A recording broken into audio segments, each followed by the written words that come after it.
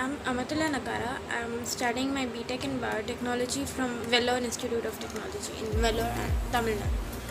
And I've taken a 3-day online course by BioDiscovery Group. The course was Genome Editing by CRISPR, ZFN TALENs. And this video is just to give my comments on the course.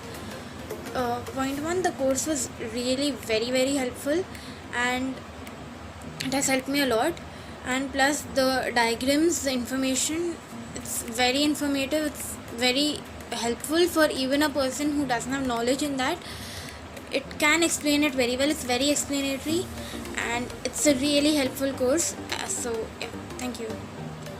My name is Ayush Upadhyay and I am pursuing BSc Honours Microbiology from Delhi University. I have recently attended this workshop on gene editing technology. I found it very valuable because this was a one-on-one mentor-mentee training program, and the person on the other end was willing to extend the program if you have any questions or doubts. It was basically like a coaching for 5 days, and you could really rush through the important topics.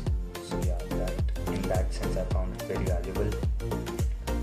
The only flaw that I found was that the timing was a bit off, and since the program was mostly chat based, you could be more flexible in that sense if possible. So yeah, thank you.